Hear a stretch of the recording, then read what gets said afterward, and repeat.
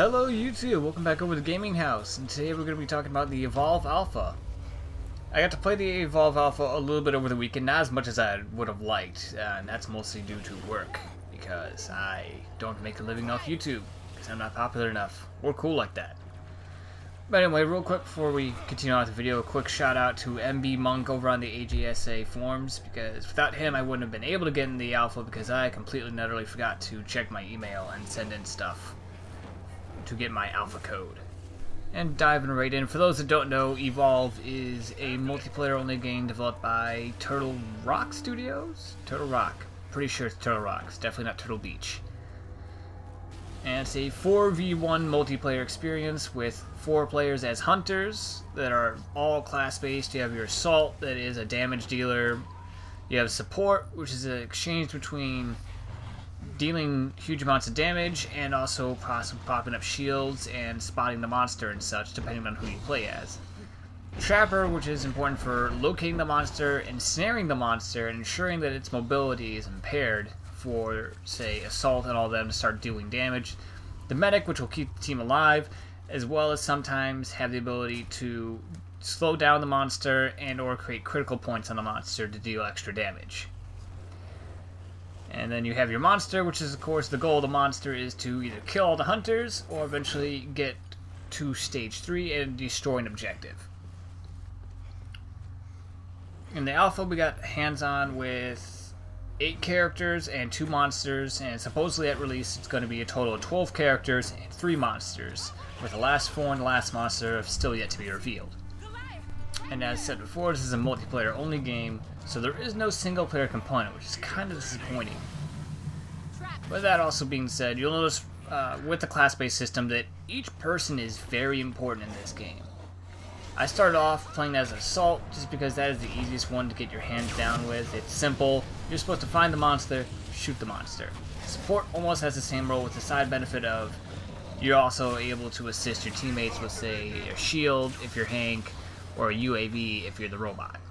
And the entirety of my playtime, I realized that no class was more powerful than the others.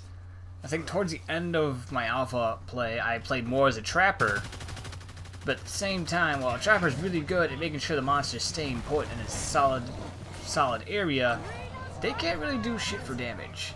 Their weapon sucks. And unfortunately I didn't get to play as Griffin, so I can't say there. That's another trade-off also with these other characters. When you unlock other characters, they have an entirely different set of weapons and abilities. Say with the first chick, which I can't remember her name for the sake of God of me, or whatever. She has Daisy, which is a little side companion that can heal people as well as track down the monster. While as Griffin does not have Daisy. Griffin has different weapons. He's able to place down these little sensors instead that can ping the location of the monster, where you get a mobility of running around the map, but at the same time you don't have Daisy, so if you lose track of the monster you're kinda stuck on your own trying to figure out where the hell the monster went. Jumping into some of the things I liked, the visuals in this game look fantastic. It has a Left 4 Dead feel for it, which I don't think I mentioned, but the guys from Turtle Rock Studios were the guys that did the original Left 4 Dead. You get a great opening into levels. I don't know why, but I'm so satisfied because your ship just comes right over the map and you jump right off the back and just kind of parachute down, and it's just satisfying to me, the little things like that. It's a great way to get into levels that just boop, here you are. They also have little dialogue exchanges before they jump, just a la Left 4 Dead. Squad play again is important in this, which is very exciting for teammates that communicate. And I think that's where you're going to find the most joy in this game, is if you have people to communicate with. I ran into 2 randoms, which all 3 of us started talking about what we liked about the alpha, what was enjoyable. And it kind of created also, first off, communication as to where the monster was, but also a fun little mechanic where, of course, both of them had the monster selected as their #1 preference. So occasionally one of them would be the monster. So that created fun conversations after matches and such. And speaking after matches, I love this little replay mechanic they have. After the match is done, all said and done, you have a mini-map that pops up, which is the replay of the match. And it shows every person, the monster, where the monster went, the path they took, what everyone else took. And it's fun, especially when you lose the monster.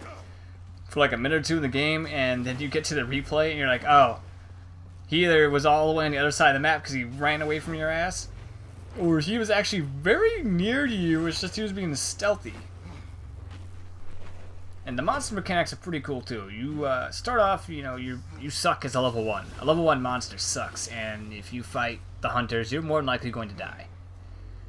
Level 2 and up, though, is where you become a real formidable foe, and you're a wrecking house and can easily kill a group of veteran hunters based on how you played out your skills. If you put them all into 1 or 2 skills, or if you spread them out, you might not be as effective. But anyone that put a whole 3 points into a skill and then became a stage 2 was a freaking powerhouse. And the monster has unique mechanics too.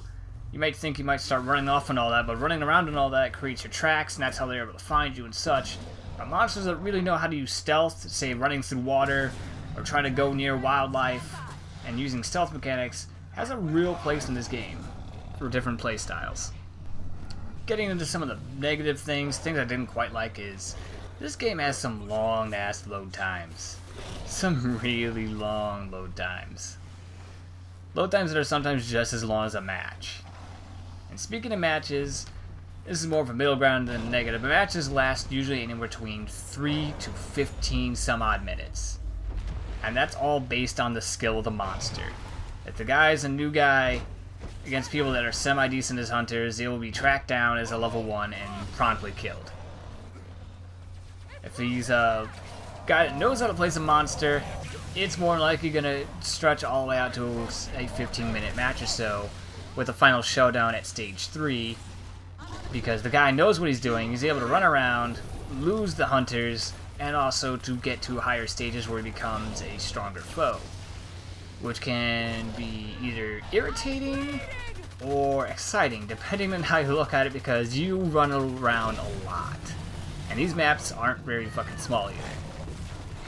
And it's a shame about the maps also, because you're so busy chasing the monster.